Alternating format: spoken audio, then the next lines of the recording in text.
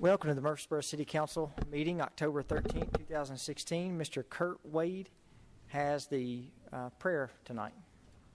Let us pray. Lord, we just thank you for this day. We thank you for our nation. We thank you for Murfreesboro. We thank you for our troops.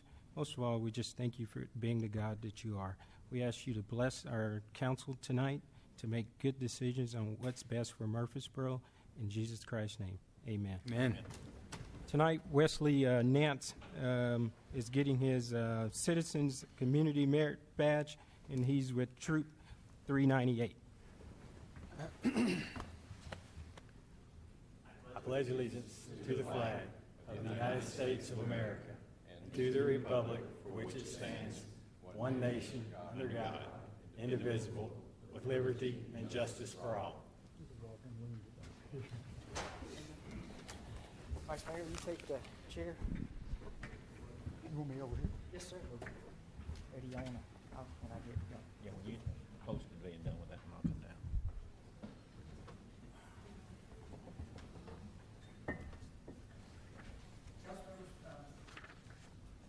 I don't think they're here tonight, but we were awarded a plaque this year. And it's really a special plaque.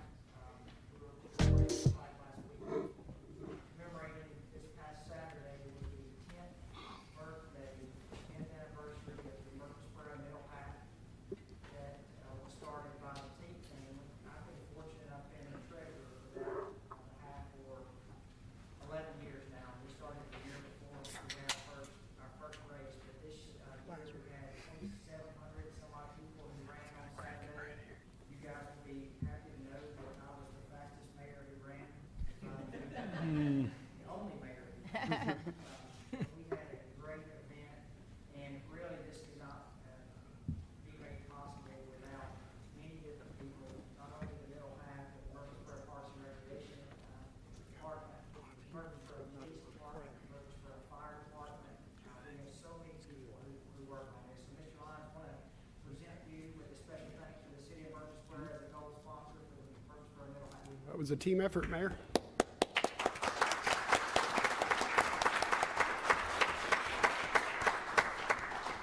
Yeah, I think Mr. Smotherman has, Councilman Smotherman has a big check. I come with a big check, and I would like to present to you a check that came from the governor yesterday. Madam Scales Harris, Parkway, myself, went down and picked it up. And it's for $250,000 for the improvements that are needed for the construction of the restroom facilities and park facilities at the new project that we're doing for the soccer. How good is that? Woo! $250,000. Chump change, is it? We'll give this to you as well. Yeah, well, I did drive them down there, and I did say I don't think we can take this through the drive-through window. Yeah, here you go, Melissa. While it was in my possession, I did check, and it will not work at an ATM. Council members, I have one more ceremonial item that I don't want to, it's not anything that we need to vote on, but I want to make sure that we're headed in the right direction on a certain thing. My years of being on this council, we've, there are people who serve this council and they are selfless. They always look to Murfreesboro for not just them, but they're seeing what's best for this city. And I think it would be appropriate and want to get the council's opinion that we are working on a police and fire training facility. And, with that, those individuals who will be working and training at that facility will be doing that for the betterment of this community. I can't think of a better name to put on that facility than the Doug Young Police and Fire Training Facility.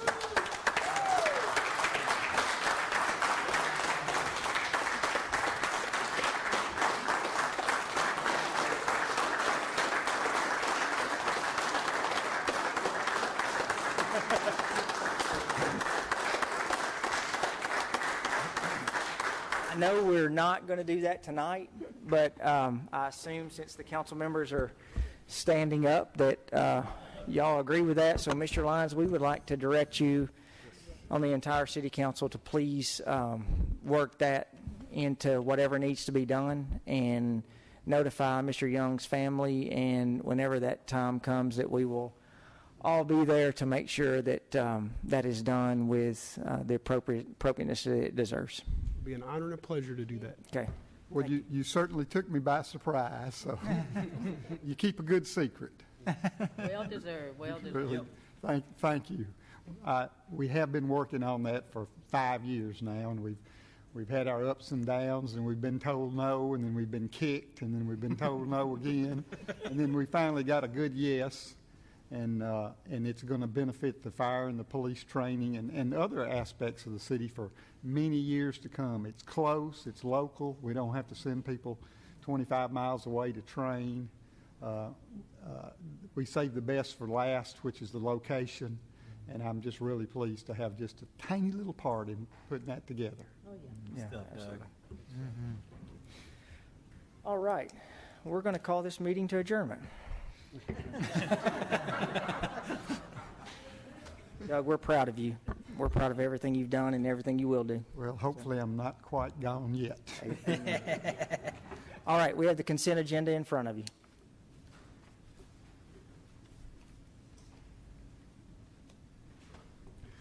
If there's no questions or comments, I move for approval. Second.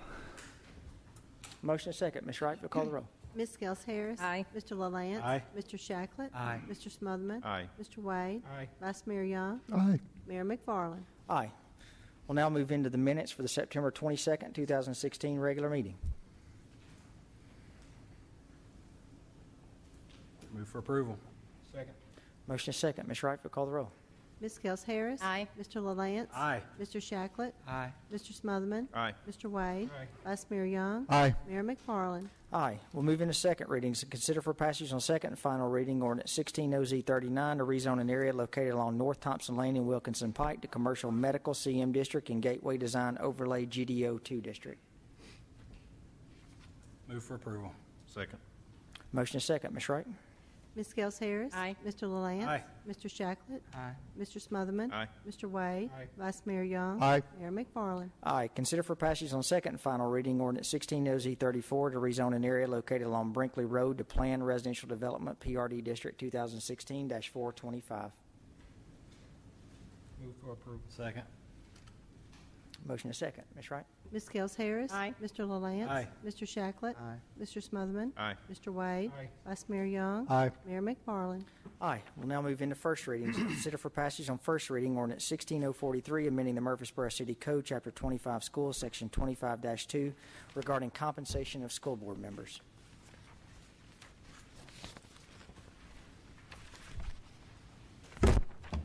Move for approval. Second. Motion is second. Ms. Scales Harris. Aye. Mr. LaLance. Aye. Mr. Shacklet. Aye. Mr. Smotherman. Aye. Mr. Wade. Vice Mayor Young. Aye. Mayor McFarland. Aye. We have a letter from Assistant City Manager regarding the food truck ordinance and regulations. Good evening, Mayor and Council. Tonight you have before you a new ordinance that will create an annual permitting process where we can review the health inspection, the fire safety inspection on a food truck vehicle, and then also establish some rules for locations of food trucks within our city limits.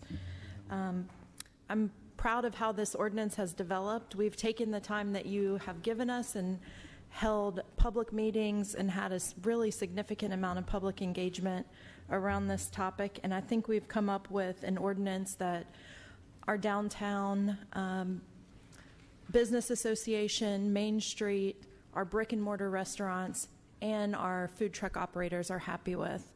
I've had a lot of questions and really not a lot of criticism so far about the ordinance. I'm pretty optimistic that it has both flexibility and then again, like I said, an ability to address the health and safety aspects of food truck operations.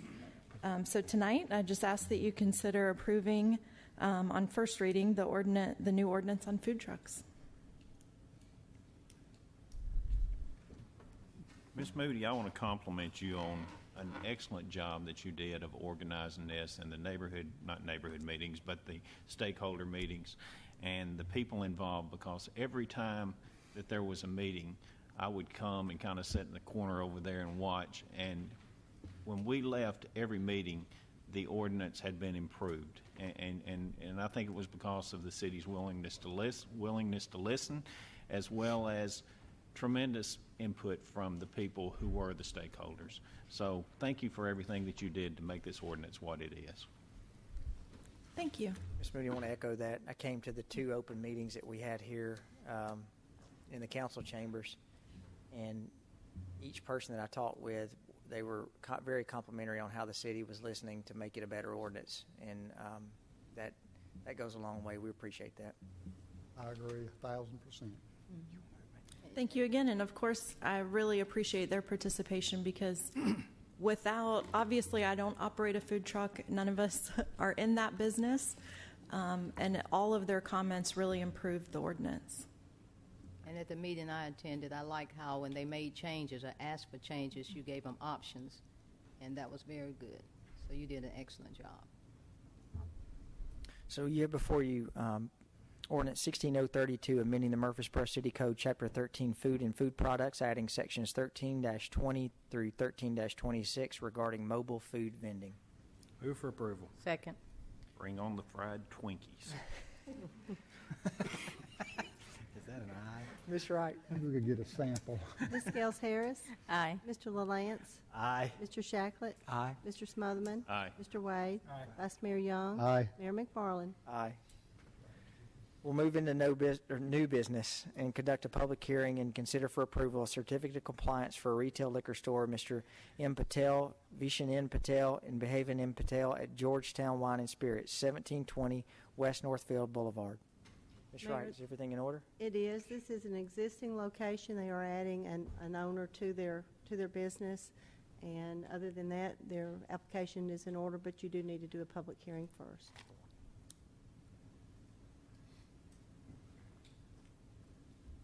Move for approval. Second. We need a public hearing first. Oh, Yeah. I'm sorry. Yeah.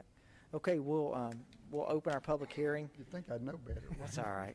The public hearing rules, if you're wanting to speak, please come to the podium. If you're representing an individual, you have 3 minutes. If you're representing a group, you have 5 minutes. If you'll keep all your comments directed toward the city council, if you have any questions, we will write those down and we'll get those answered at the end of the public hearing. At this time, we'll open the public hearing. Anyone wishing to speak for or against, please come to the podium. Seeing none, we'll close the public hearing, and we will consider this approval for certificate of compliance. Move for approval. Second. Motion is second. Ms. Wright? Ms. Scales Harris. Aye. Mr. LaLance. Aye. Mr. Shacklet. Aye. Mr. Smotherman. Aye. Mr. Wade. Aye. Vice Mayor Young. Aye. Mayor McFarland. Aye. Pursuant to Resolution 16R-PH 38, adopted by the City Council on August 18, 2016, we'll conduct a public hearing to consider a proposed amendment to rezone approximately 1 acre located along Bradyville Pike from local commercial CL District, 0.42 acres, and single-family residential 10 RS10 District, 0.59 acres, to commercial fringe CF District. Christina Carey is the applicant, 2016-433. Notice of the said public hearing was published in the September 26, 2016 edition of a local newspaper. Ms. Green. Thank you, sir. Our first public hearing that the Planning Commission forwarded to you this evening is for you to consider a zoning change request. And the zoning change request consists of 2 parts because there are 2 separate parcels. One of the parcels is currently zoned CL, and that's local commercial district, and the request is to change it from CL to CF, commercial fringe district. The second part of the request is to zone the second parcel from RS15, single family residential district, to CF. Both these parcels are owned by Christina Carey, who wishes to redevelop them. You can see by looking at the zoning map, and I think they pull it up, that many of the parcels near this are zoned RS10. However, that's a little misleading because several of them are churches, and I'll circle those properties that are actually churches, mostly just because I wanted to use this feature, but you can see that they're zoned for single-family purposes, but those areas have churches on them. Across the streets, property zone CL, local commercial district, has commercial uses, a multifamily district. And then on the corner, that PCD is an automobile sales business. So these parcels are sandwiched between institutional and commercial uses, so we believe it's a very good candidate for redevelopment. The Planning Commission did conduct a public hearing on these matters. After that public hearing, they forwarded a recommendation to you that you do zone this property to CF as requested. If you have any questions, I'd be glad to answer them either before or after the public hearing.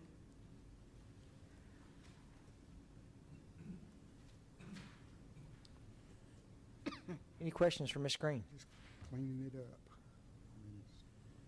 Thank you, Ms. Green. Thank you. All right. We will open the public hearing for this rezoning request. Anyone wishing to speak for or against, please come to the podium.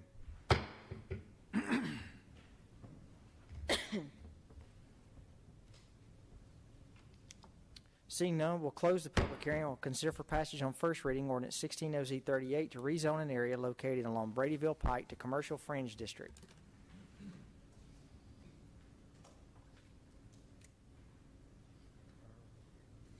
Mayor, we're just bringing this into the same zoning area, so with that, I move for approval. Second. Motion is second. Ms. Wright, if you'll call the roll, please. Ms. Gels Harris. Aye. Mr. LaLance. Aye. Mr. Shacklet. Aye. Mr. Smotherman. Aye. Mr. Wade. Aye. Vice Mayor Young. Aye. Mayor McFarland. Aye. Pursuant to Resolution 16R-PH37, adopted by the City Council on August 18, 2016, will conduct a public hearing to consider a proposed amendment to rezone approximately 0.8 acres located along Reed Avenue from duplex residential RD district to single-family residential 4 RS4 district. James and Betty French, applicant 2016-429. Notice of the said public hearing was published in the September 26, 2016 edition of a local newspaper. Mr. Blomley. Good evening, Mayor McFarland, members of council. Our next public hearing is for the rezoning of some property located at the corner of Reed and University. Mr. Robert James came to us and at the time wanted to sell the property to Habitat for Humanity. So you'll notice in the staff comments there's in reference to him wanting to sell that property to Habitat for Humanity. That is no longer the case. He does wish to sell the property or develop the property, and he's not satisfied with the current zoning of RD. There's actually 4 parcels in the request. The westernmost parcel is Mr. James' parcel that he requested. It's zoned RD. He can't subdivide it under the current RD zone because the RD zone requires 8,000 square foot minimum lot sizes. And so by rezoning it to RS4 will allow him to achieve a minimum lot size of 4,000 square feet and allow him to subdivide that. The zoning is consistent with the surrounding area, and we've included 3 additional parcels to the east. One of those parcels is owned by Mr. James, but the other 2 parcels that front on South University Street are currently developed with single-family homes, and we made sure that we wouldn't be taking away their property rights being zoned RD and downzoning to an RS4 zone. Their parcels are not large enough to build a duplex on anyway. The RD zone requires a minimum of 8,000 square feet. So essentially we're making their lots conform. We're making their lots meet the minimum lot size of or conform to the minimum lot size requirements of the RS4 zone, but they do not conform to the minimum lot size of the RD zone. So the additional parcel shouldn't have any negative impact on those property owners, and we have not heard any negative comments from them. Mr. James is here in the audience. If you have any questions for him, I'll be happy to answer any questions also. The Planning Commission did conduct a public hearing on August 3rd and recommended approval unanimously of this request.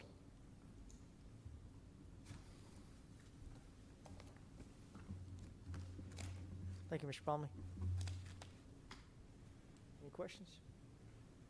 Okay, we'll open the public hearing and consider this rezoning request.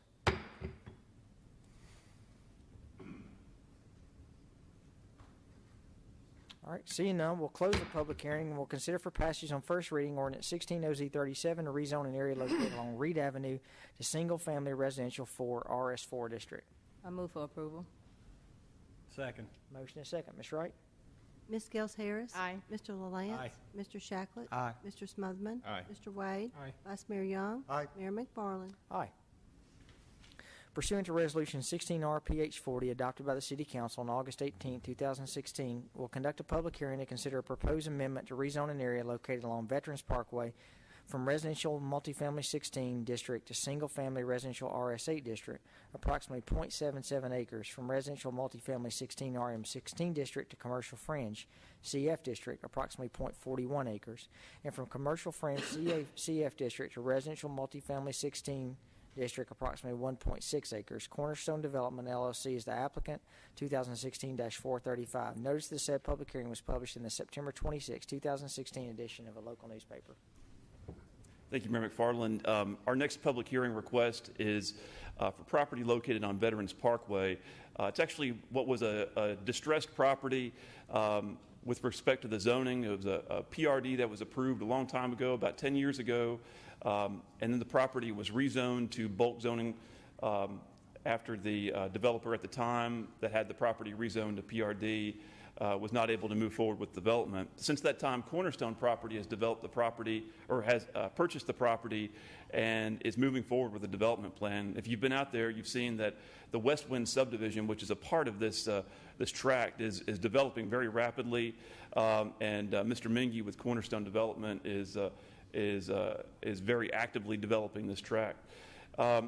The tract, there were two parts to this tract. The one where he's developing West Wind, and he purchased a second part about a year ago, and there are some zoning boundary lines that he needs to clean up. So this request is more or less just to clean up the zoning boundary lines. So you see on the map there are three different colors, and Mayor McFarland, as you read, there are three different requests, all in the same, all kind of bundled together.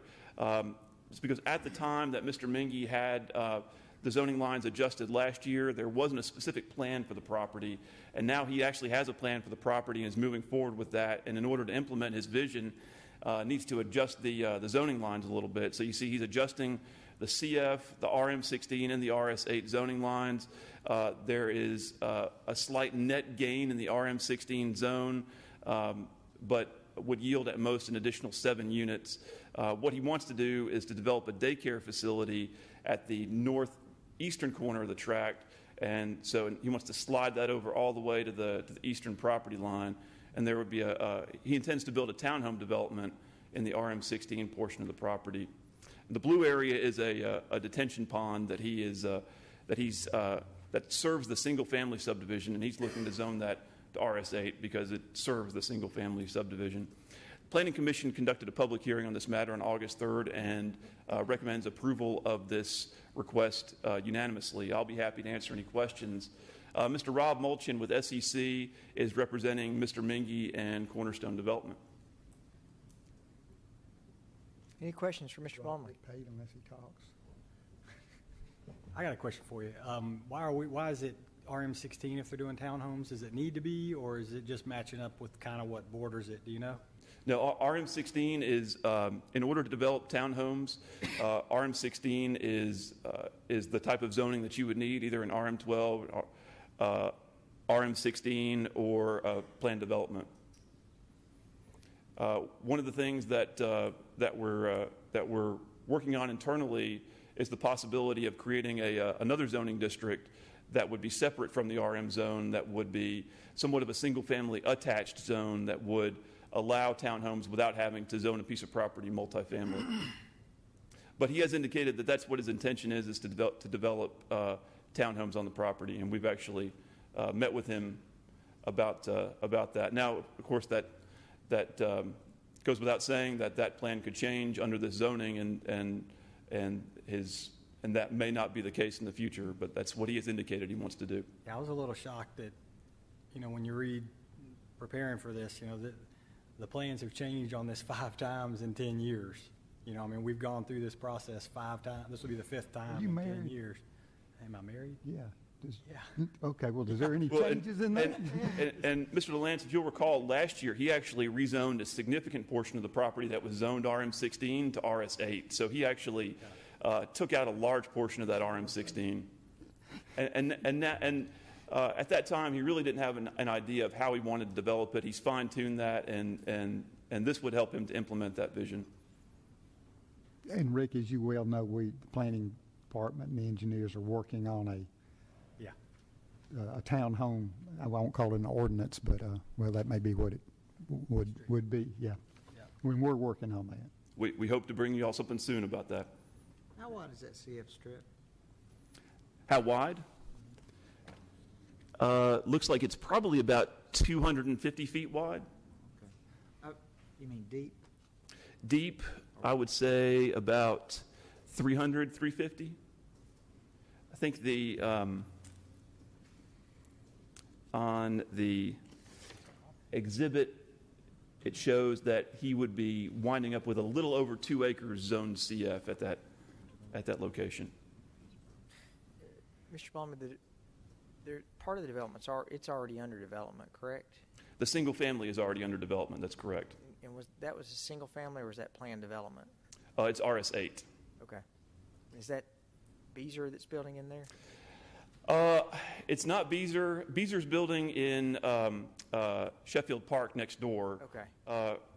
Rob, do you recall the name of the LGI? Okay. LGI is the name of the company.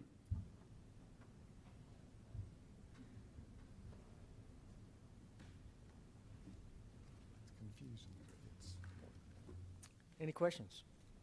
All right, we'll need to have a public hearing on this. Anyone wishing to speak for or against, please come to the podium.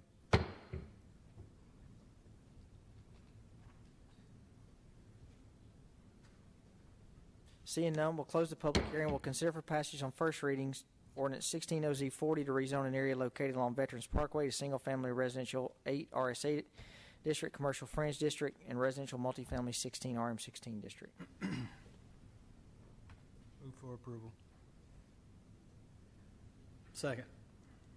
Motion second. Ms. Wright? Ms. Skills Harris. Aye. Mr. LaLance. Aye. Mr. Shacklet. Aye. Mr. Smotherman. Aye. Mr. Wade. Aye. Vice Mayor Young. Aye. Mayor McFarland. Aye. All right, we'll move to item 11. Pursuant to Resolution 16 RPH 41 adopted by the City Council on August 18, 2016, conduct a public hearing to consider a proposed amendment to approximately 78.4 acres in the planned residential development PRD district, Perlingbrook PRD, located along Asbury Lane. Beazer Homes applicant 2016-432. Notice of said public hearing was published in September 26, 2016 issue of a local newspaper. Mr. Blama. Thank you, Member McFarland. I won't go into a whole lot of detail about the development itself because the applicant has a PowerPoint presentation that he would like to give, but I will just give you a little bit of history about this property. It's located on Asbury Lane and was zoned in 2006 as a planned development for a townhome development called Perlingbrook. That was for 168 townhome units. In 2008, it was the PRD was amended to reduce that number to 159, and development just never moved forward with it. And the owners have been marketing that property for quite some time, and it seems like everybody they marketed it to wanted to do something a little bit different than what the property is zoned for. Mr. Whitaker and I met with probably about 5 or 6 different developers who had ideas about what they wanted to do on that tract. Many of them included changing the use from a townhome development to apartments, and several of them had requested an increase in density. Mr. Whitaker and I strongly discouraged that idea. We felt that what it was zoned for back then was something that we didn't want to see the intensity increase. So maybe about the 6th or 7th person that visited us was Beazer Homes. And Beazer Homes had a different vision for the property, which was to go from an all townhome development to a townhome / single family development. So what they're looking at doing is reducing the density even further from 159 total dwelling units to 138 total dwelling units. And that would include a reduction of the number of townhomes from 159 to 90 and 48 single-family residential detached lots. So it would go from all townhomes to a mixture of townhomes and single-family with a net decrease in density of 21 dwelling units. Before Mr. Lovelace with Civil Site Design comes up and gives a brief PowerPoint presentation, I will mention that the Planning Commission did conduct a public hearing on this request on August 3rd and did recommend approval of it unanimously. Now I'll invite Mr. Lovelace to come up and briefly describe the development. I'll pull up his PowerPoint. Sure. I'll get it set up for you. Let's see.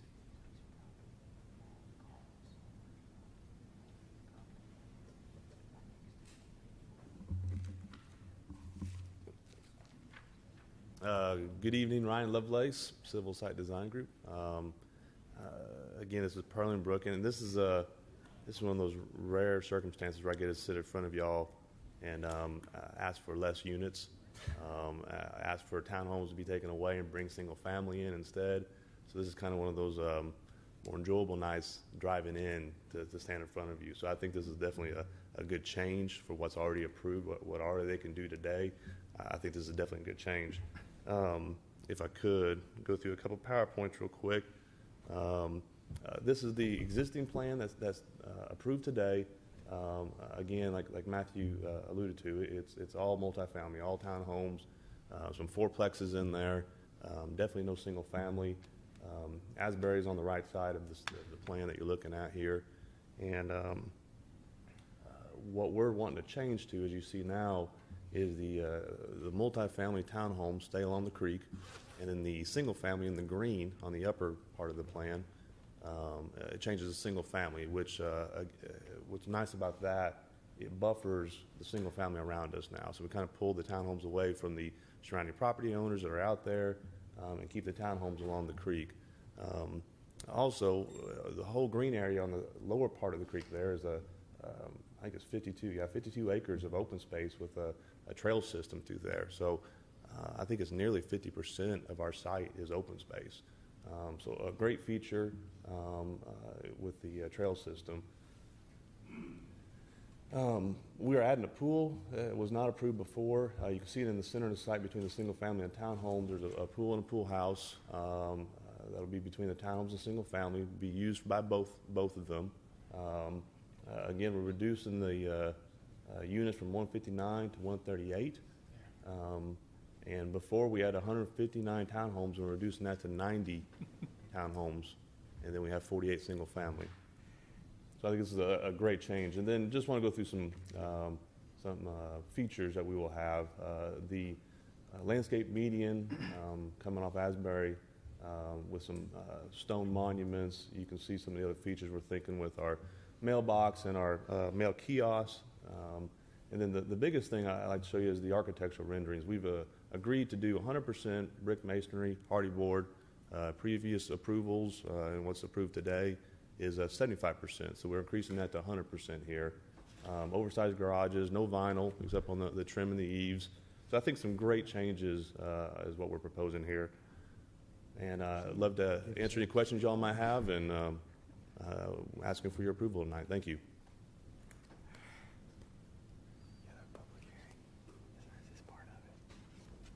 You can come to Murfreesboro anytime. Okay, any questions? All right, anyone wishing to speak for or against, please come to the podium. We'll go ahead and start our public hearing.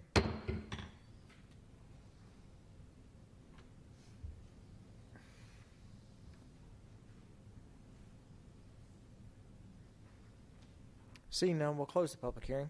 I have, Mr. Baum, I have one question.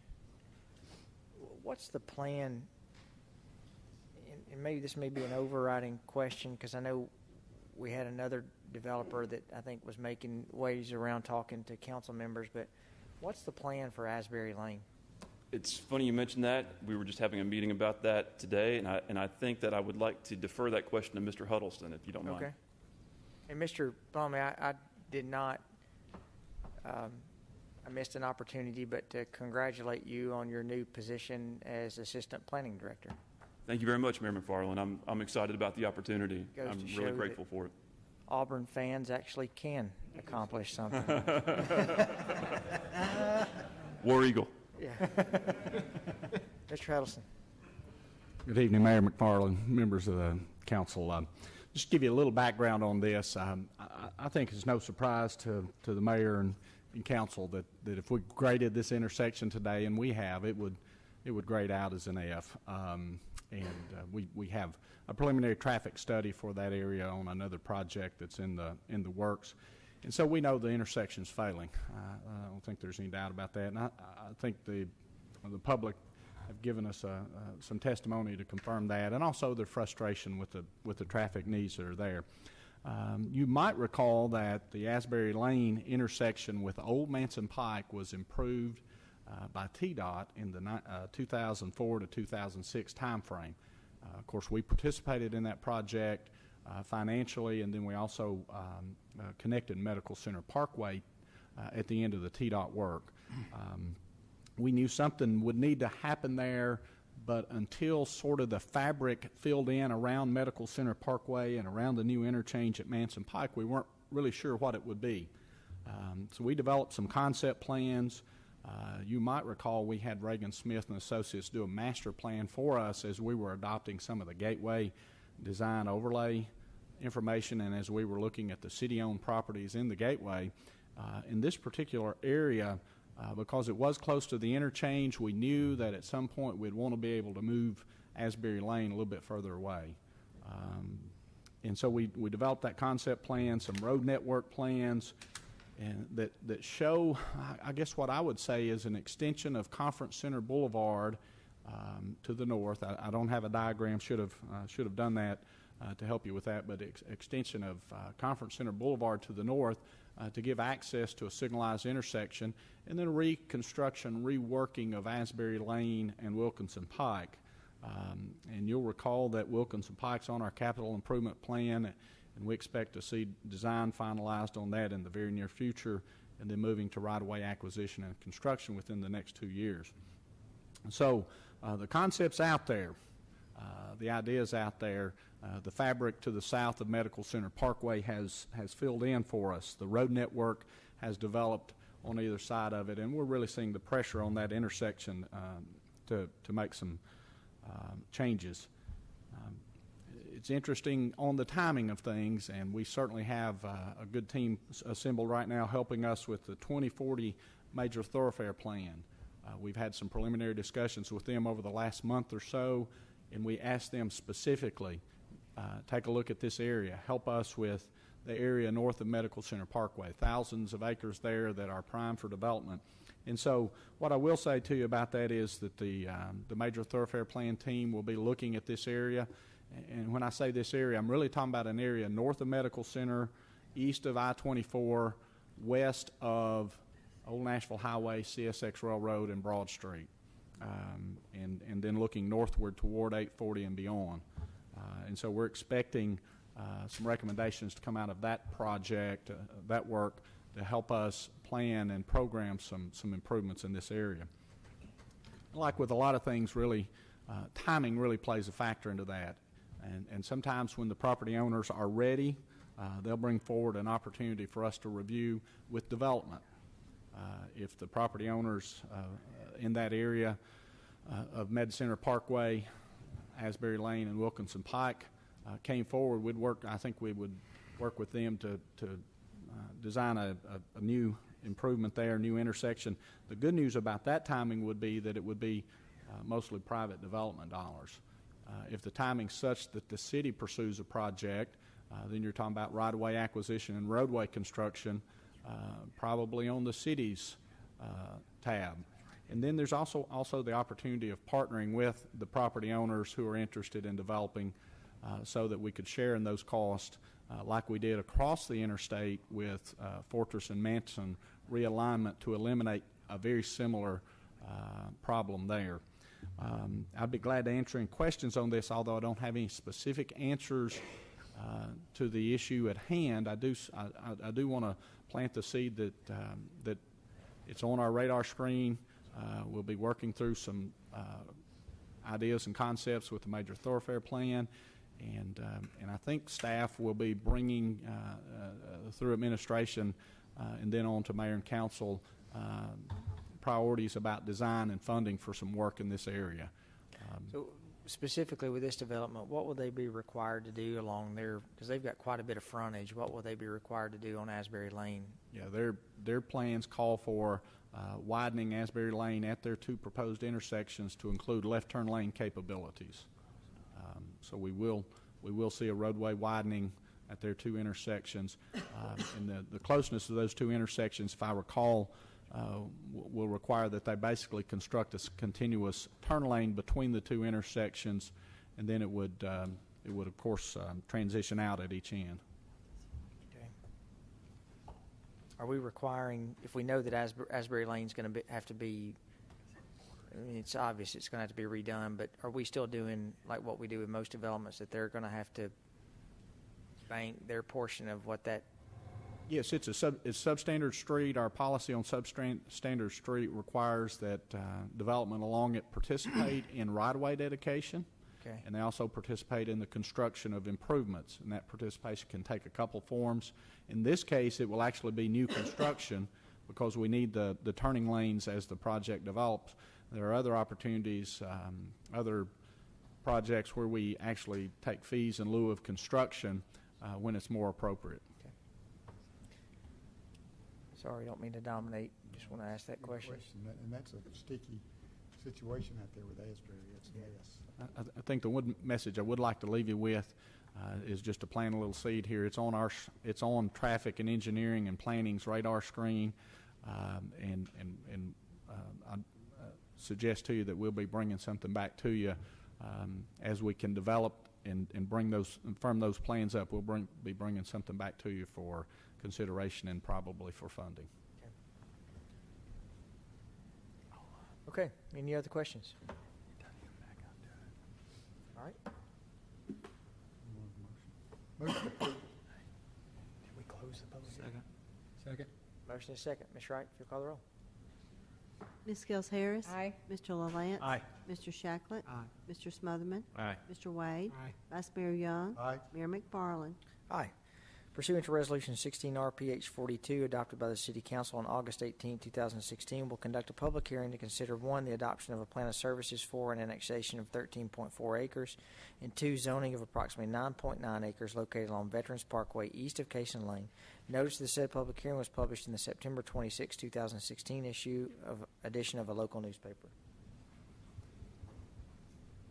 Thank you, Mayor McFarland. Let me pull up the property here.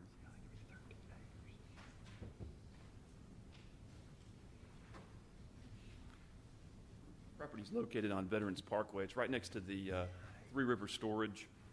We've received an annexation request and a zoning request for the property.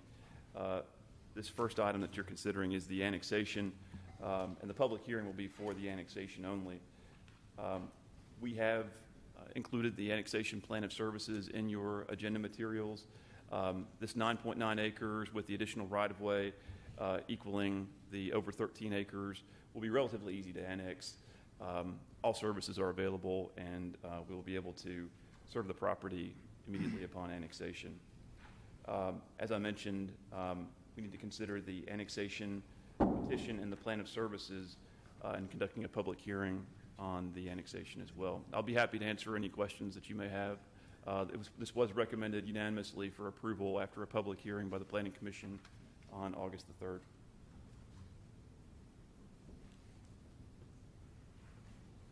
Okay. We'll conduct a public hearing for annexation of this piece of property. Anyone wishing to speak for or against, please come to the podium. And the plan of services.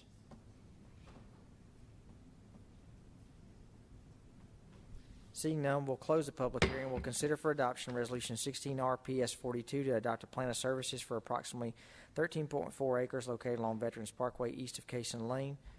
And we'll also consider, do we need to do those separately, or Mr. Ives, or can we do those together? We can do these together. Okay. We'll also consider for adoption Resolution 16RA42, which is to annex approximately 13.4 acres located along Veterans Parkway east of Cason Lane and to incorporate the same within the corporate boundaries of the City of Murfreesboro, Tennessee, Artavon, Africa applicant. So this is for the plan of services and the annexation. So moved.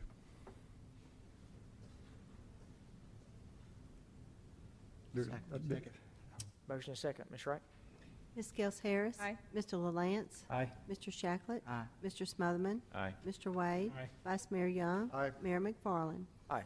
We'll now conduct a public hearing to consider zoning approximately 9.9 acres located along Veterans Parkway, East Acacia Lane, a residential multifamily 12 RM12 district simultaneous with annexation. Green Trails LLC, the applicant. Mr. Blumley. Thank you, Mayor McFarland. This is the same property we just considered for annexation. The applicant has requested a zoning classification of RM12 simultaneous with annexation. The application was submitted to the Planning Department in late May, so it was a significant amount of time before the temporary hold was placed on multifamily rezonings. The applicant has indicated that he wishes to develop a townhouse development on the property. Of course, in the RM12 zone, that would be nothing that he would be bound to by the zoning regulations. But that is what he has indicated that he would like to develop on the property, and he has submitted some architectural elevations and a conceptual layout of the property or of the proposed townhome development as a good faith effort to show you what he intends to do. Planning Commission did conduct a public hearing on this matter back on August the 3rd, and it does recommend approval unanimously of this request. One thing that I need to do, Mr. Brent Ogles called me earlier this week and said he was not going to be able to attend the public hearing. He sent me a letter. He asked me to hand it out at the meeting and said it would become part of the public record, and I left that at my seat, so if you'll bear with me, I will hand that out momentarily. Mr. Huddleston, I know we're going to open the public hearing, but I think several of us had gotten an email from Mr. Ogles regarding the drainage in the area. Is it something that you guys have looked at? I know we'll look at that at site plan, but can you give us some information on that? Before or after the public hearing? Okay, we'll just do it after.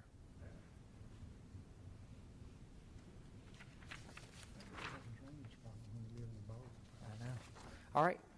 We'll open the public hearing. Anyone wishing to speak for or against this zoning request, please come to the podium.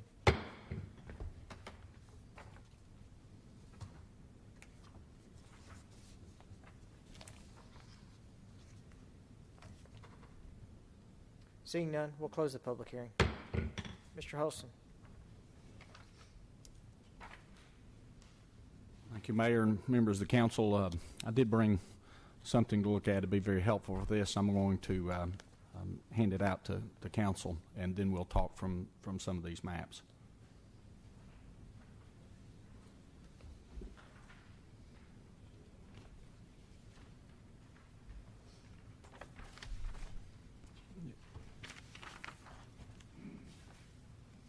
I did also receive Mr. Ogle's letter, and as he stated in there, we've met before. His sister, I think Pam Stevens, is here in the audience tonight, and so we did meet with them on the dates that he mentioned there. So I've given you the map colored up and has numbers on it. I think that'd be helpful there, and I may just go number by number by that. What I have in the background, the aerial photograph is 2010 flood aerial photograph following the May 2010 floods in Middle Tennessee. And since the question is about drainage and water, I thought this aerial photograph would give us some good graphics on what the existing drainage patterns are out there and things that are going on. If you'll look at the numbered boxes, box number 1 represents the Ogles property. It's outlined in the bright yellow color. And I'll give Ms. Stevens a copy of this as well, so that she'll be able to have that and share it with her brother when he's back in town. So that's the extent of their property of the 38 acres that they're discussing. Square number 2 is the property in question. The zoning request for just under 10 acres. The annexation request was for 13 acres, but the zoning request itself was for 10 acres. Because we annexed a good bit, you voted to annex a good bit, about 4 acres of existing roadway of Veterans Parkway to help clean up our city limits on the south side there. Box number 3 is what I like to refer to as the duck pond. And in this property, in this map that you're looking at, you're actually looking at water. That's a little bit muddy water. I guess maybe they were working on the fields there, but the duck pond there is a feature that fills up quite a bit south of Veterans Parkway. When we designed Veterans Parkway, we worked very closely with the design engineer to study the drainage patterns there, and I just confirmed this afternoon that we had planned that for, there's about 400 acres south of there that drains across Veterans Parkway through the subject property, across an adjacent property, and then onto the Ogles property. And that's indicated by the blue arrow that's crossing under Veterans Parkway there. So 410 acres coming from the duck pond. Arrow, or box number 4, that's the original Section 3 of Cason Lane. And when Cason Lane was constructed with Section 3, we intercepted about 20 acres to the west that was draining toward Mr. Ogle's property, and rerouted it to the north along Cason Lane through the drainage system that was installed in Cason Lane. Box number 5 is a current section of Three Rivers Section 5, and a proposed section of Three Rivers called Three Rivers Section 8. And some of the comments that Mr. Ogles made in his letter regarding Three Rivers is really regarding the discharge at that point. And there's about 20 acres or so of combined property there that's draining onto the Ogles property. What I will say about both of those developments, they're going through stormwater management ponds now. Before they were going through unmanaged, unregulated, but both of those will have, the Section 5 has one now, Section 8's proposed. Box number 6 and the blue arrow that comes with that shows drainage coming onto the Ogles property from the properties to the east, and then box number 7 is an area that Mr. Ogles and Mr. Bill Huddleston and the design team have considered rerouting drainage. Mr. Ogles mentioned that he met with us, and he did, and that nothing had happened. And in fact, Mr. Smotherman, I'll say a statement that we made earlier, that sometimes there's work going on behind the scenes that maybe people don't see, and that's the case here. The developer of Three Rivers and the design team and Mr. Huddleston, Bill Huddleston, are working on a rerouting of the drainage system through there. Really at the request of Mr. Ogles. It's something the developer's willing to do, willing to look at, but it will require some participation or some cooperation by the Ogles property to grant easements, and they have suggested that they will reroute, reconstruct some drainage around 7. Box number 8 represents where over 500 acres, maybe approaching 600 acres, leaves the Ogles property and goes into a development known as River's Edge. It's interesting to note that at Veterans Parkway we installed a 6x10 box culvert, and at River's Edge we've installed a double 6x10 box culvert, anticipating the significant drainage through here. And I only say that to say that the development's only part of the picture in here. And their obligation to manage their water is only part of the picture. Meeting the city regulations, that's only part of the picture. The bigger part of the picture is the 400 plus acres draining from under Veterans Parkway, and then the additional acreage adjacent to and the Ogles property itself that contribute to a very significant drainage system. And there's no doubt this is a very significant drainage system. Mr. Ogles had mentioned in his letter that his tractor got stuck in August, which surprised me a little. Probably surprises you. Who gets a tractor stuck in August? So I went back and pulled rainfall records, and the last 4 days of July and the month of August, we recorded 8.5 inches of rainfall in that 35-day period. 8.5 versus our normal probably 4 to 5 inches. So August was wetter than usual. The end of July was wetter than usual. I looked at those storm events, and those storm events that fell at the end of July and the 1st of August, or in August, were significant events, more than an inch in each event. And so there likely would have been significant water in this drainage system, and it might have persisted for several days throughout the months of August. And so when I look back at the rainfall records, it helped me maybe to appreciate that this area was likely wet in August when they were trying to bush hog or farm or clear whatever they were needing to do there. And then also Mr. Ogles mentions that the site plan shows drainage onto his property. Well, we don't have a site plan yet. We have a concept plan that shows the designer's intent to pass the 400+ acres through their development and to following the course it's taking today onto the properties to the north. We will review their projects, being as sensitive as we can to the downstream properties. Our ability to influence that really lies within our city regulations, and when a development project meets the city regulations, then we've done about all we can do as far as changing the drainage outcome of that project. I think the good news here is that the design engineer and the developer have agreed to work with Mr. Ogles and his sister and making some improvements up in what I call Box 7. And then, of course, in Box 2, those new 9 acres of development will be required to manage their stormwater in accordance with our current regulations. I'd be glad to answer any questions or offer any additional information that may be helpful. Sorry, I got confused on a couple of things here. Sorry. When you're talking about site plans not being site plans, but there's some other kind of plan, and then that the developer is willing to work with the Ogles on where the water's going and how it's going to drain. Are you talking about this site plan for just the 10 acres? No, all of this work progressed, and all of the discussion with the Ogles family and the developer of Three Rivers sections 5 and 8 progressed before this application came to light. Three Rivers 5 and 8 is where as it relates to this? Box 5. And the property that's up for rezoning is Box 2 in the red, outlined in the red. Yeah. So I guess the bigger picture question, really the at the end of the story question is, I mean, I've got some concerns. It seems to concern me that, I mean, I know this place is wet. I know this area right here from all my life, and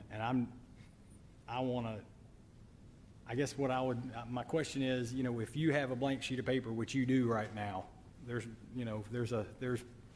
raw land right here. I mean, would it make more sense for us to have a plan for all of this, that's all coordinated, instead of saying we're going to do something with this piece of property and we're going to maybe do something with this, and maybe they might help them on this side, but there's no real plan for it, but they've said maybe they might. I mean, can we do that? I mean, from the standpoint of saying, to me, I want to say I don't want to do this because I don't think we've got appropriate ways to deal with the water. Well, what I would say is that, and I think we've looked at this before, that undeveloped properties sometimes the existing drainage patterns we're not satisfied with. But at the same time, we don't have the ability to go in there and influence that undeveloped property without permission from the owner, and perhaps also without public dollars coming in and funding that. What I will say is that the 400+ acres that are draining there will continue to drain that way regardless of what action we take tonight. And the 410 But if we piecemeal it together where we say, okay, we're going to allow you to have this development right here, and I know we can't just say, hey, Mr. Ogles, you own this property, I know you're concerned about this, but, either you are or you aren't willing to deal with us. I mean, in some way, we do have some capability to deal with that, and it's not to allow the development until everybody's on board in this area. It's going to be a problem if we have one strip this wide left.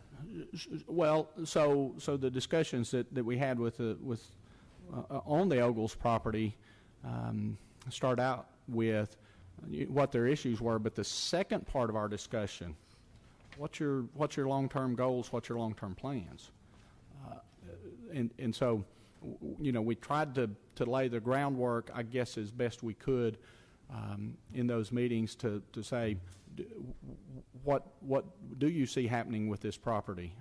Are you satisfied with it in its current state? Are there things that you might see? Are there different uses that you might foresee for this property? And at that point, they were satisfied to leave it in its current state.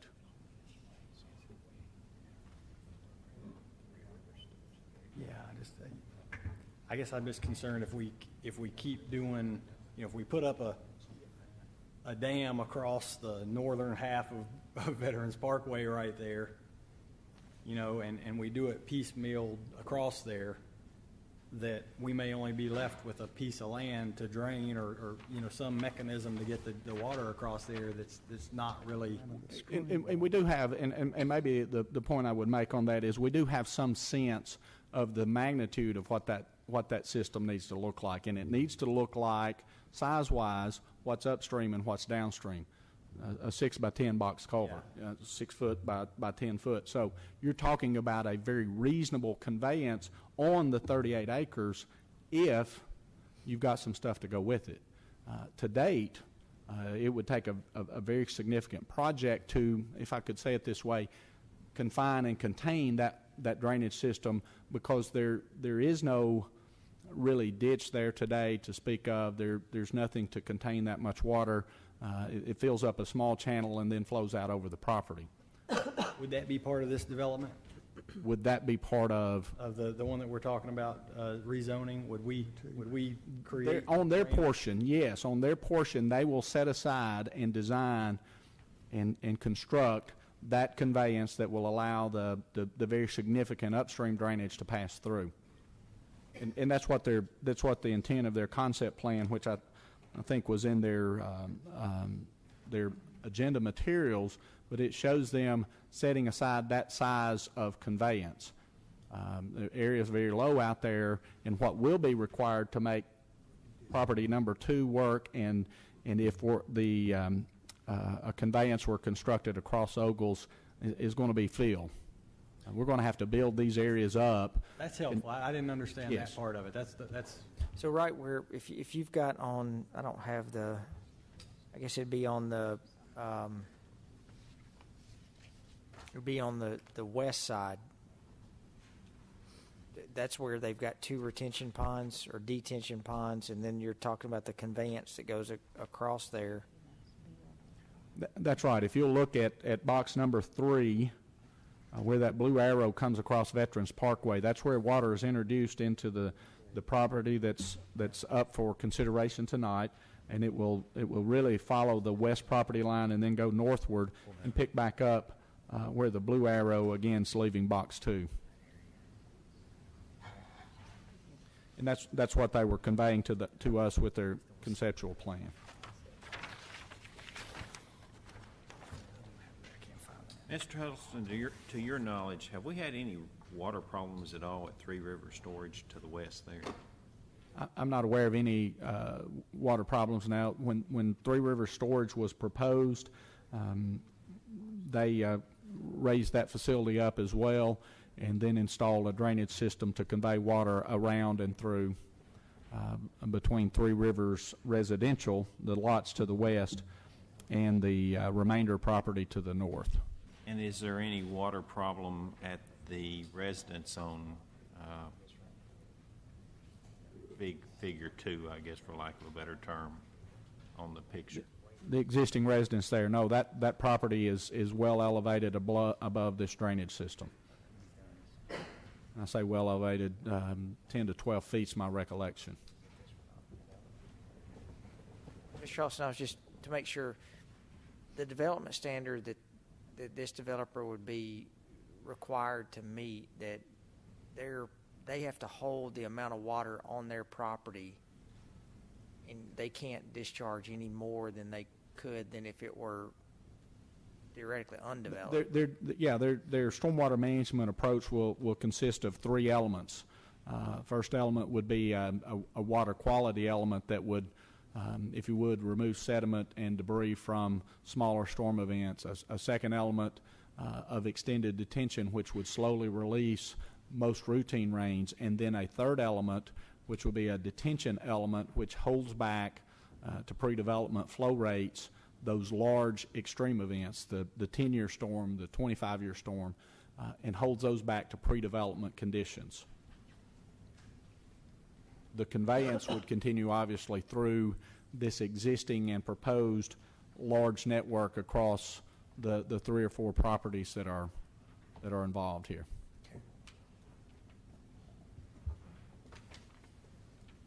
Okay. Any other questions? Thank you, Mr. Halston.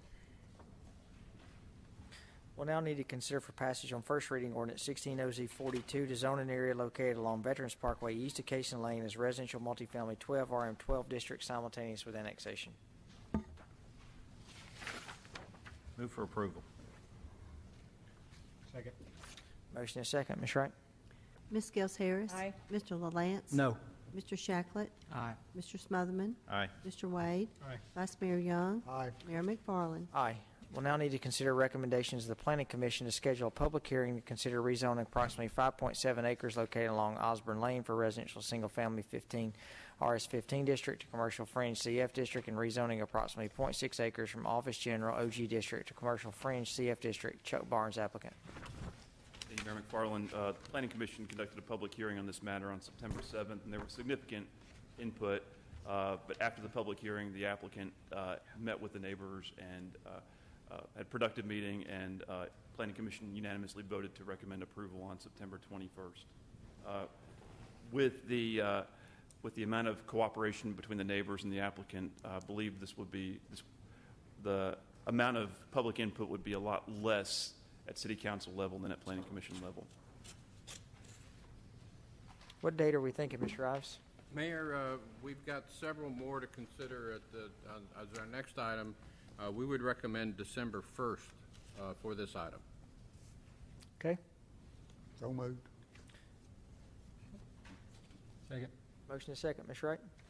Ms. Scales Harris. Aye. Mr. LaLance. Aye. Mr. Shacklet. Aye. Mr. Smotherman. Aye. Mr. Wade. Aye. Vice Mayor Young. Aye. Mayor McFarland. Aye.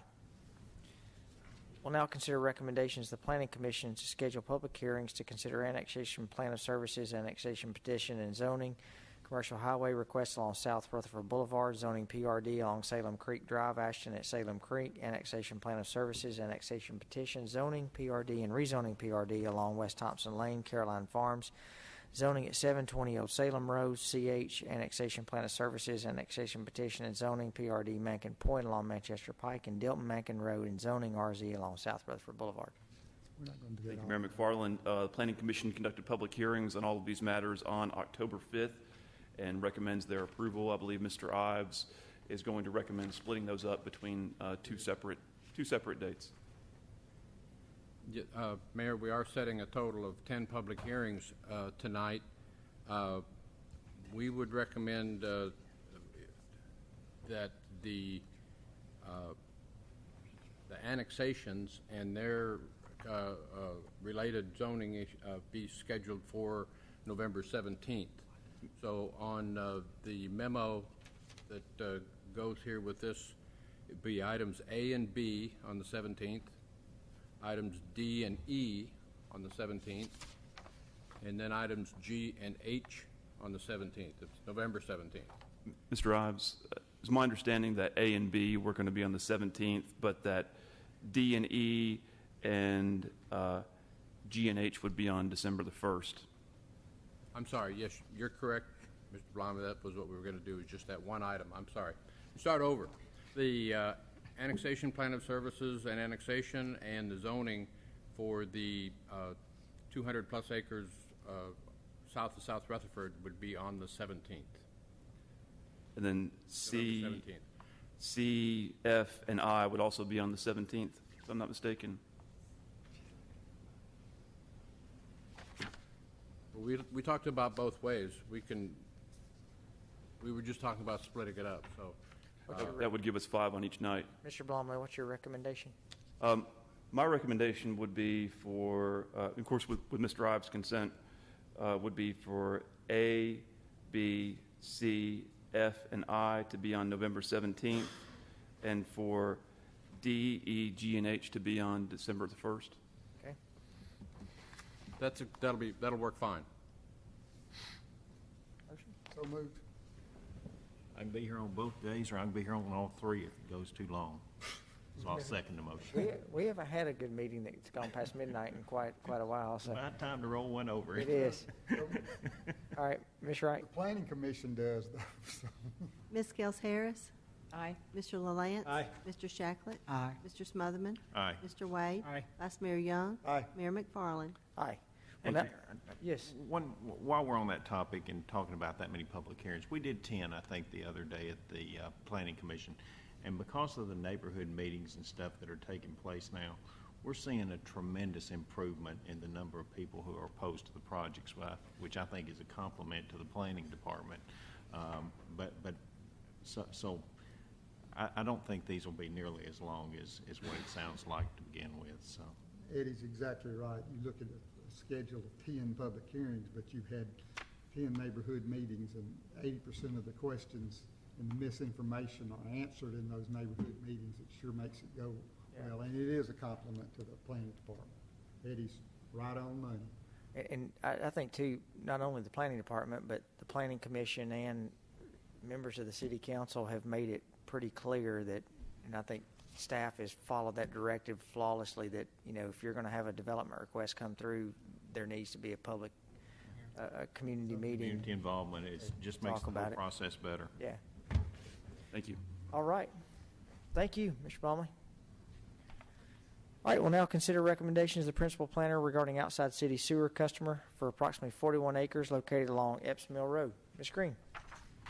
Thank you, sir. This next item, we've put on the regular agenda in the past. I think the last time we considered an outside the city sewer customer request was in 2012. We haven't had one since then, but we put it on the regular agenda because there's been a recent change in policies, so we wanted to discuss it with you. The Planning Commission at its regular meeting on September 21st considered a request for annexation for property located along Epps Mill Road, and it's just south of the Cliffside Drives and Dunbar Lane intersection. The applicants were Frances Mosby and her family. They request to either be annexed or served as outside the city sewer customer. Because this property is located outside of Murfreesboro's urban growth boundary and is not contiguous to current city limits, it's questionable whether the city could legally annex the property. Also, it's located several miles from the city, and it would be also questionable whether we could provide all services to the property. So at that meeting, the Planning Commission recommended it be served as an outside the city sewer customer per their petition. Recently, the Murfreesboro Water and Sewer Board and City Council have approved some changes to the policies, procedures, and general guidelines regarding sewer availability that have been prompted by the changes in state legislation regarding annexation, and you may have been expecting to not see an outside the city sewer customer request come to you. However, we are bringing this to you because we did confer with the Murfreesboro Water and Sewer Board and the Director of Murfreesboro Water and Sewer Department, Mr. Gore, regarding this request, and there's a contract that was signed called the Fair Buchanan Sewer Contract that we need to still honor. It was signed 2004-2005 fiscal year, and it has not expired yet. So we're recommending that this property do be approved, and that is because there's a contract that we want to honor. Mr. Crumley offered to provide additional information if you had some specific questions regarding the changes to our policies and procedures. Otherwise, it is the recommendation of Planning Commission to approve this, and you don't need to hold a public hearing, just make your determination.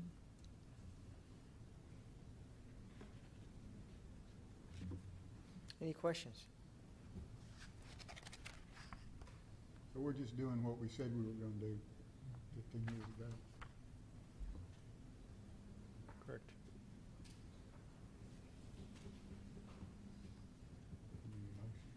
Move for approval. Second. Wait, now, Mr. Crumley might change my mind. All right. Ms. Wright, call the roll. Ms. Gels Harris? Aye. Mr. LaLance? Aye. Mr. Shacklet? Aye. Mr. Smotherman? Aye. Mr. Wade? Aye. Vice Mayor Young? Aye. Mayor McFarland? Aye. Mr. Crumley. Mayor, project long overdue. We're recommending to you tonight a slightly more than $8 million contract to go into 27 different city buildings and perform energy retrofit and conservation measures. The conservation measures are completely paid back by the savings that result in utility bills and our maintenance expenses for those 27 structures. In addition to that, this project will pay for a vast number of improvements in the quality of the buildings that we are using. The largest project in this list is the total renovation of the St. Clair Senior Center at almost $2.3 million. The smallest project are energy measures at Fire Station number 3 on Mercury Boulevard at a little under $27,000. School systems and cities have been successfully using this technique of using new technology, energy retrofits to produce savings that not only pay for themselves, but pay for these improvements for nearly 25 years. City schools, our city school system is now on its 3rd round of such improvement projects. Back in the middle of 2015, City Council authorized us to go out and seek proposals on a contractor who would perform these types of projects for us. We received 9 different proposals. We interviewed 3 finalist groups, and we selected Energy Services Group of Evansville, Indiana. That just happens to be the same contractor used by Murfreesboro City Schools. Over the last 13 months, along with our employees, ESG has gone through these 27 buildings and prepared a very detailed scope of work, item by item, fixture by fixture in each of those 27 structures. With us tonight is Kevin Waters, our account representative from ESG, and John Waddle, who will be our project manager to complete this work in the buildings.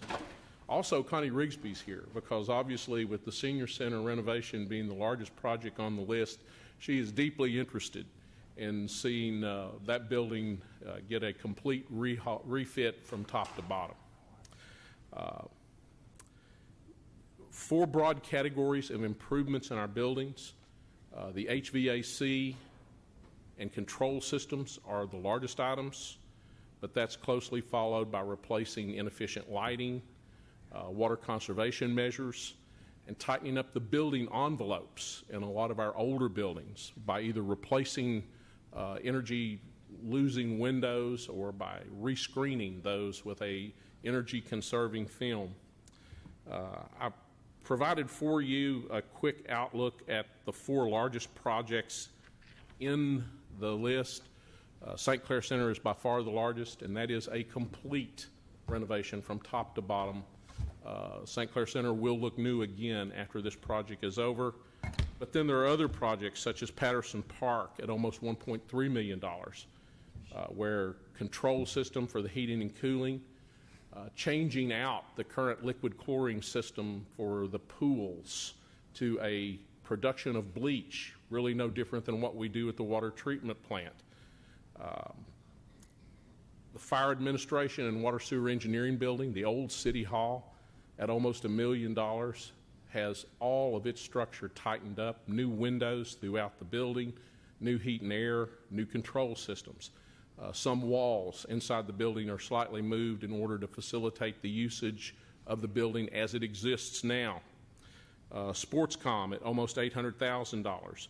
Again, replacing the liquid chlorine use at the pools, both indoor and outdoor, with the generation of bleach. And then there are the addition of variable speed drives on lots of the motors that power various components in the building. There are 12 other city buildings and all 10 city fire stations that receive some energy improvements of some nature in this project. The current CIP was funded at $2.5 million for this energy retrofit project. That was done at a time when we did not have a good feeling about what the scope of the project would look like. We have added some dollars from other CIP projects. We've also looked at a TVA energy grant of nearly $250,000. But to go forward with these projects, we'll also need for council to adopt in the next CIP about a $5.7 million budget to complete this work. Total payback from the energy savings, less than 12 years on this project. We've got support from ESG and from Connie if you have specific questions about individual buildings and what's included in the scope of work, we'll be glad to try to answer any questions that you have.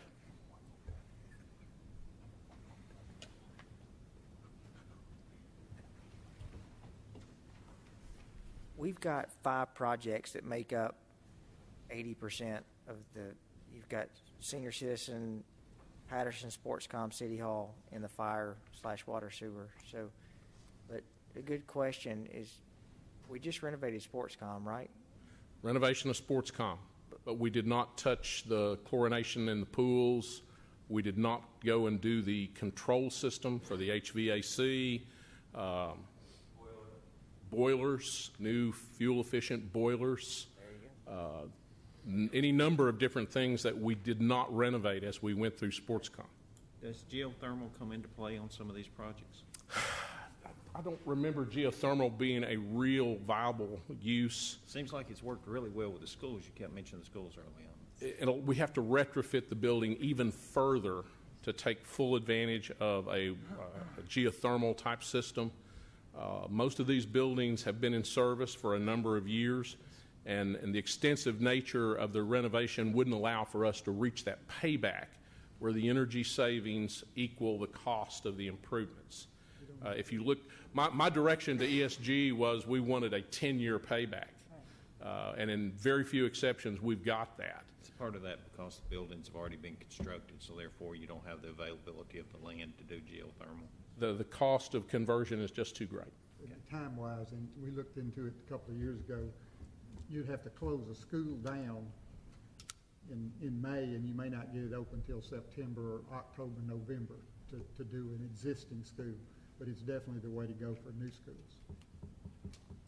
St. Clair will be closed for 90 days to complete the work scheduled for it. And Connie, and thanks to Parks and Rec, Connie has worked very closely with Patterson Park.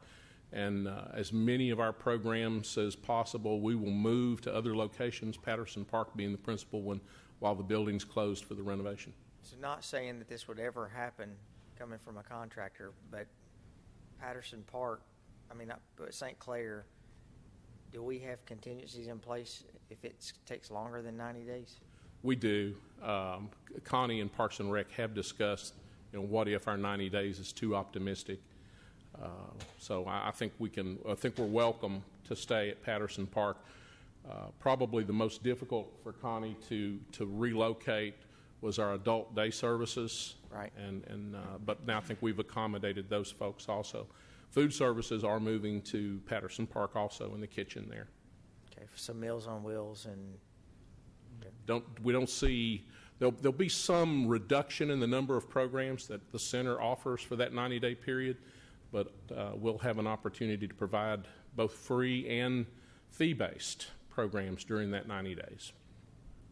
And you said the project is going to be a total of 8. What were you saying?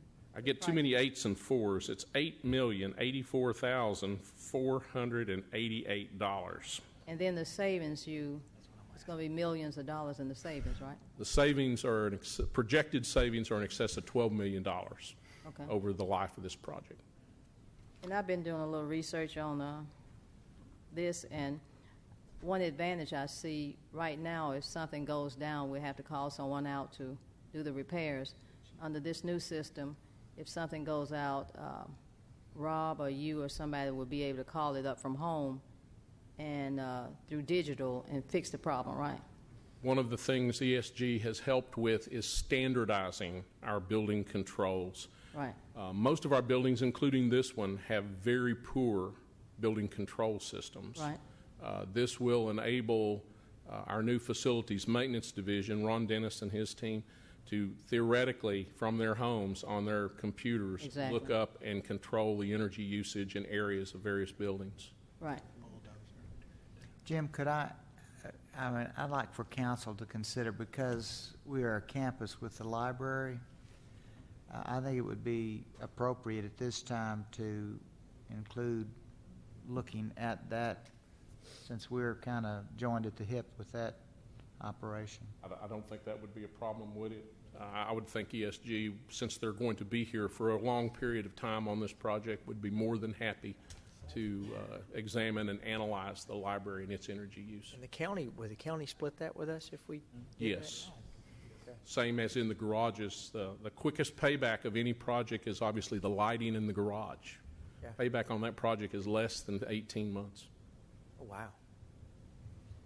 There you go. Better lighting too. MED will love us now. Absolutely. They're not right now, though. That's what I'm Yeah, saying. it's gonna be nice. I'm saying that sarcastically. Yeah. We'll be burning less energy. So, all right. Any questions?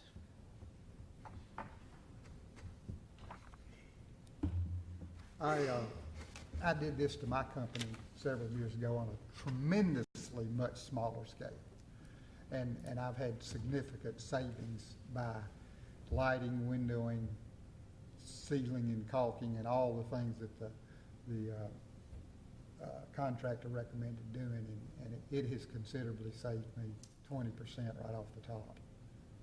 I've been involved in 4 other such projects in other communities, and each one has been a home run. I think if you talk to city schools, you'll find how happy they are and that the estimates of savings are very conservative in the way that these folks have put this together.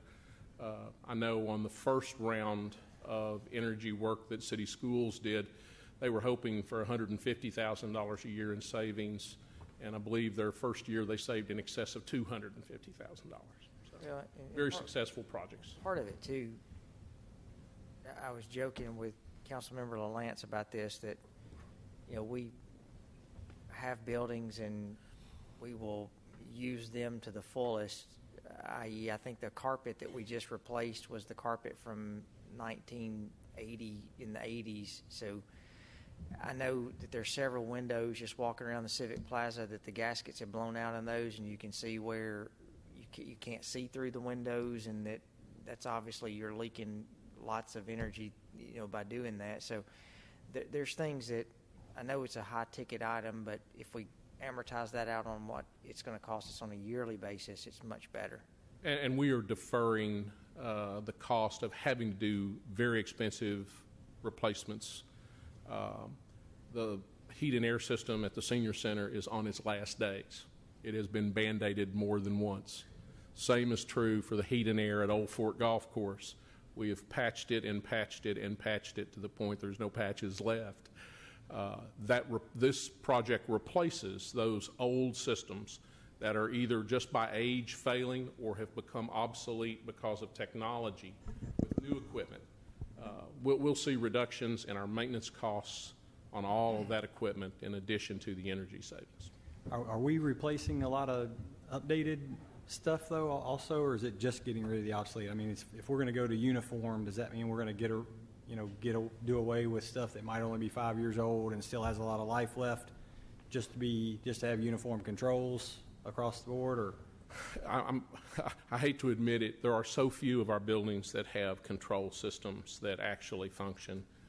We're not abandoning any of the systems in place. We're actually installing systems in most of our buildings. Let's do it. This is one of those things that it always sounds great, and I think it will be great. I mean, I'm going to support it. To me, I'd love to have some sort of mechanism in place for councils beyond my term to come back and look at this 2 or 3 or 4 years from now and have a little bit of check to make sure, hey, it's kind of on, it's doing what it's supposed to be doing. Is there some mechanism for that? There is. We have a scoreboard in place, and we'll be able to report periodically to council on how the project is performing. I just can't vote no. And then we should be able to see it. I mean, we really should be able to see it.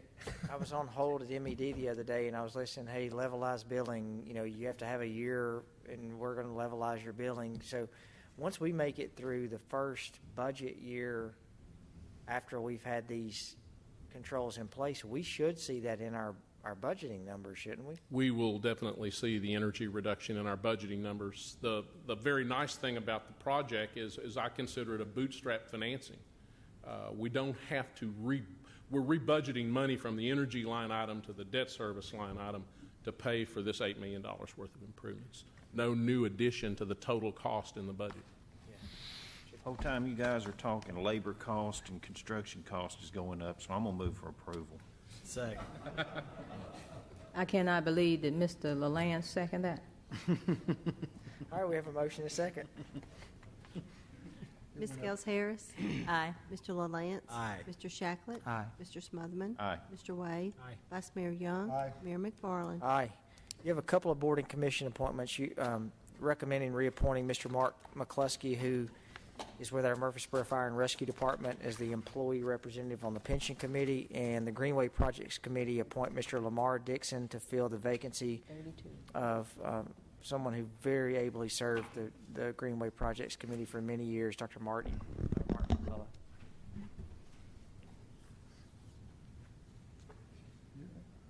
You want a motion? Is this an announcement or is A this a motion. motion? So moved. Second. Motion second, Ms. Wright? Ms. Gels Harris. Aye. Mr. LaLance. Aye. Mr. Shacklet. Aye. Mr. Smotherman. Aye. Mr. Wade. Vice Mayor Young. Aye. Mayor McFarland. Aye. You have several beer permits in front of you. We do. We have an ownership change for a convenience store at 1121 Braidable Pike. That application is in order, and they have completed all of their inspections. We will issue that if you approve it tonight. We also have 7 convenience stores at various locations across the city. They have had a change in their parent company ownership. That application is in order. They do lack some of their building codes inspections, so if it is approved, we will issue those permits once they have completed those inspections.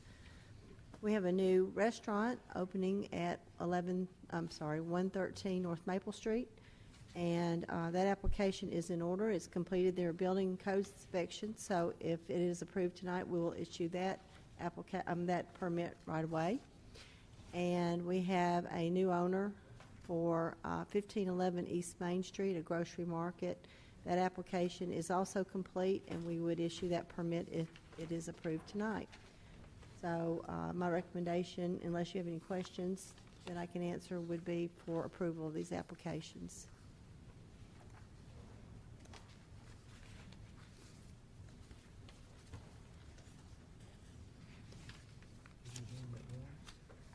Will one motion get them all, or will? Would.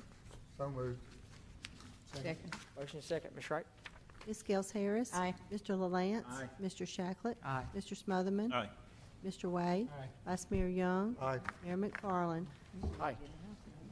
Looks like we have one statement that needs to be paid. Move to pay the bills. Second. Motion second, Ms. Wright? Ms. Gels Harris. Aye. Mr. LaLance. Mr. Shacklet. Aye. Mr. Smotherman. Aye. Mr. Wade. Aye. Vice Mayor Young. Aye. Mayor McFarland. Aye. I have a couple of announcements. It looks like Kenya or Ms. Tig had sent around requests for a meeting, and so we're asking that 11:10, if that works for everyone, November the 10th at 5 o'clock, that we would do the city manager evaluation. Wanted to also let y'all know that, I know that we've had lots of discussion in the past on the city manager evaluation, and so I met with, I can't remember his last name, Jeff Broughton with MTAS last week, and so he's going to come. We're going to talk about the city manager evaluation, but then also he's got some recommendations on how we could probably handle that better moving forward in the future, and I thought it'd be good to get a third party involved, and that way MTAS has got some good information on that. What time was that again, Mayor? 5 o'clock. Thank you. Is that before the meeting? Yes. And then I think we were trying to have at 6 o'clock, Mr. Lyons, is it right that we're looking at 6 o'clock, the finance retreat, or are we wanting to do that another date? We could do it that same night, and that past the evaluation is taken about an hour. Yeah, that only gives us about an hour to really talk about finance. So if it's okay, could we find another date that, I think it's been successful just doing those retreats at 1 o'clock or 11 o'clock and really just focusing in on that one item and not feeling like we only have 45 minutes to be able to go into next meeting. Okay, is 11:10 okay with everyone? November 10th? Well, that's the Read to Succeed Celebrity Bee is that night out Oh, at yeah. World Outreach. I didn't know whether that's What time, do you know what time that starts? 6. 6, okay. Are you a beer? No, I'm supposed to take pictures, but Yeah. that's, All right, so let's, Mr. Lyons, let's, I can make, I mean, how about if we move that to 4 o'clock? And then, because it really, that shouldn't, the evaluation shouldn't take super long. Is that okay? You make that okay, Bill? that'd be fine. 4 o'clock on the 10th, November 10th. And then we have a banner request for Peter Pan MTSU across East Main Street from 10/11/16 through 10/17/16. We'll need a motion for that. Move for Peter Pan. Second. I'll never grow up. Motion second. Ms. Gels Harris. Aye. Mr. LaLance. Aye. Mr. Shacklet. Aye. Mr. Smotherman. Aye. Mr. Wade. Aye. Vice Mayor Young. Aye. Mayor McFarland. Aye. Mr. Lyons. One other comment while we're trying to schedule, we've got a number of meetings that we were trying to book for the council. Sunday, November the 13th at 2 o'clock for the town hall. Understand the Blackman Community Center holds only 60 people, so we may need to find another location. But would Sunday, November the 13th work for the town hall meeting? Did you look into Overall Creek, or? I hadn't yet. We were looking at the community center, and then that, I think they called back and said the crowd can only handle so many people, so we can check with Overall Creek Elementary. Right now, I will not be able to make it, Okay. right now, All right. according to my schedule. Then I'll double back with Ms. Tig in the morning, and we'll see. But I what we mean, can do. if I'm the only one that can't, don't let me stop it. 13th.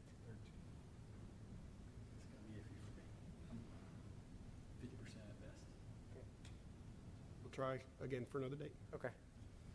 We may have to move that into, I hate to say this, but I know, when you start going to the 20th, you're right next to Thanksgiving, and then we've not had great success for meetings in December just because it seems like Everybody's busy. on the weekends you've got something going on during Christmas, so we may have to do that sometime in January if that's okay with everyone.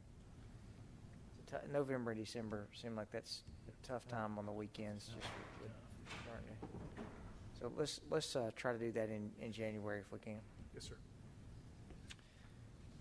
All right. Establish a date for the joint meeting with the board. And The Power Board? we had the Power Board, the joint meeting with the Power Board on the 14th or 15th. Either one's fine. I was checking with the council first, and then I'll reach out to Mr. Sachs. I'm okay on both dates. Pardon me? I am okay on both dates. I am Two. Okay. Everybody's good on both days, then I'll speak to Mr. Sachs and see if there's a preference on their end, and we'll get that firmed up. Okay. 5 o'clock be good? for the Sure. joint meeting? All right, I'm looking through my notes. I think that's everything that Ms. Machoto's told me that I have to do. Follow instructions well. All right. Is there anything else that needs to come before the council? All right. Seeing none, we'll stand adjourned.